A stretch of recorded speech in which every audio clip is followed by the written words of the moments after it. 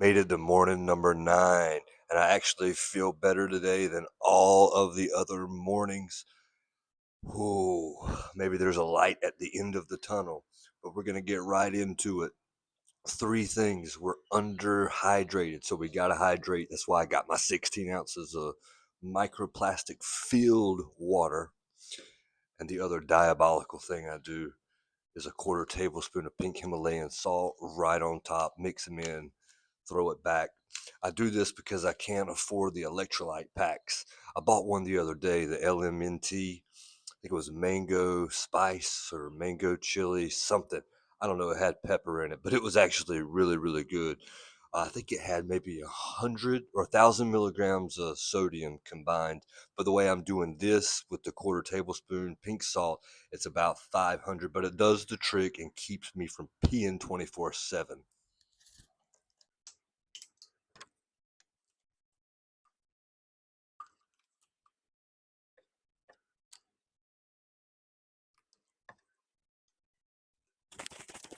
I hadn't been mixing this up good and been leaving some at the bottom. It's not going to happen today.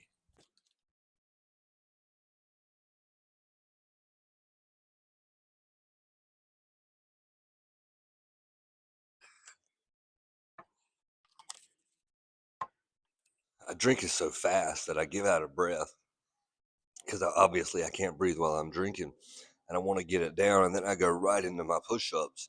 And by the time my push ups are over with, I'm just hassling.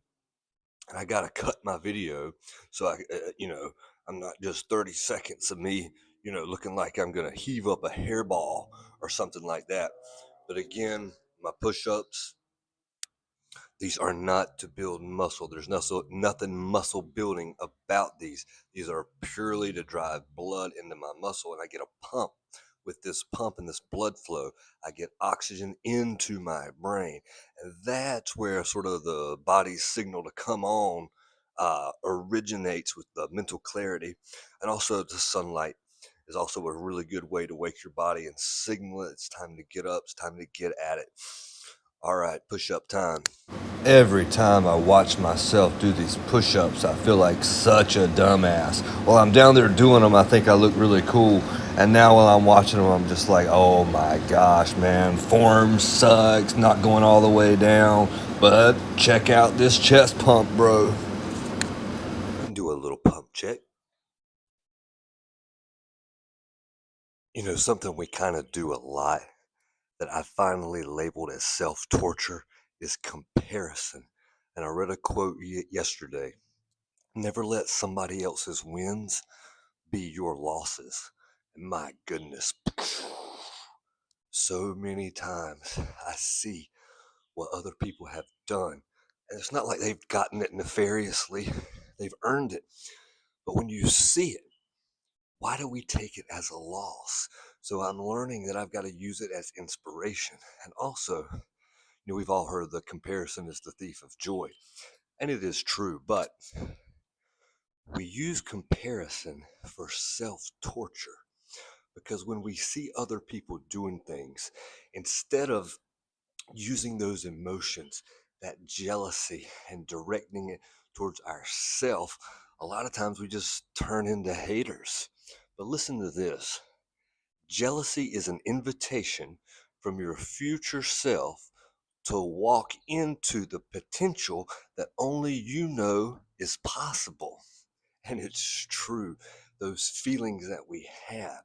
Man, I was scrolling Facebook and I saw my buddy. He just bought a new Porsche and he's standing there in his Louis Vuitton shoes. Now, I don't necessarily want a Porsche or Louis Vuitton shoes, but the fact that my buddy was able to get those things, what it does is the law of exposure. Once you're exposed, you can never be unexposed. Once you see somebody doing it, you know you can do it too, and I can do it too. So even though I might not want the specific things, I can still identify what it is, maybe the process that he went through. I can let them succeed. And then if I can study their example, I can follow suit. I can tweak their plan, personalize it, and maybe even get to somewhere where they can't get to. But again, it's not about comparing yourself to someone else. It's about becoming the best version of you. And we talk about it all the time. Your frequency is what you frequently see. If you're frequently seeing things that push you to do better, but here's the thing, you've got to interpret what you see and allow your mind to push you forward, because if you frequently see this jealousy and you don't parlay this jealousy into like a positive action, then you're going to stay in this sort of self-torture element. And honestly, self-torture is almost like masturbation without getting off. You're just getting yourself worked up and there's no payoff. You just have to like eventually let yourself kind of calm back down. And that's going to suck for everybody. But upward comparison, that's when we look at somebody who's doing things better than we're doing. And we compare how we are now to how they are. And again, we've got to use that as a source of inspiration. And it's okay to be jealous. We've just got to understand what we do with the feelings of jealousy. But another thing we need to do or get in the habit of, and this goes along with like daily gratitude, is downward comparison. That's realizing that if you're watching this video, the fact that I'm making this video, it tells us that we're blessed. I mean, so many people in the world don't have access to clean water, Wi-Fi, food, shelter. We take these things for granted, but I mean, there's still a huge obstacle to millions of people all over the world. So, downward comparison will help us to be able to, like I said, ground us and give us a foundation. And that way we can recognize the humanity in all of us. But also, too, we've got to, especially if we want to do better, be better. We've got to use these as opportunities to develop our own plan and put in the work. You know, a lot of times we get frustrated because we see all these things happening for other people, and we have the desire, we have the intellectual capacity, we have the physical capabilities to do all of those things, but we're not putting in the work. And see, the issue is always with us. It's never, it's never outside. The world is not out how it is. The world is how you are, how we are internally. It's just the world is just a big mirror. We're going to be staring back at all the values and the core principles of our belief, how we live our life, our lifestyle. That's reflected back in how we see society. And again, what you frequently see, you'll become. So we've got to learn how to raise our own internal vibration. And that's how we respond to the things that we see. It's how we respond to this emotion of jealousy.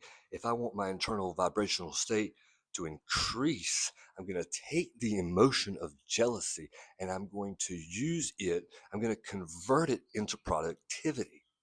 And I think that's the main thing, is we allow the frustration, which really is at ourselves. We allow it to take over. We end up just becoming ornery and a hater, and we doom scroll when really we need to be taking the opportunities to actually put in, build a plan, a blueprint, and put that blueprint into action. You know, just a few things. Just waking up every morning and drinking a little bit of water and getting some sunlight. That's the start of a blueprint. And what you do is you find something that works, that's productive, and then you add to it. You don't have to kill it. You just add a little bit, a few steps that push you in the right direction. You make these daily habits, you make them non-negotiable, and you're going to do them no matter what. Ultimately, you want to find more pride in your process than your actual end goal. Because once you can identify the process as the healer, as the part of your life that's missing, then the results will come regardless.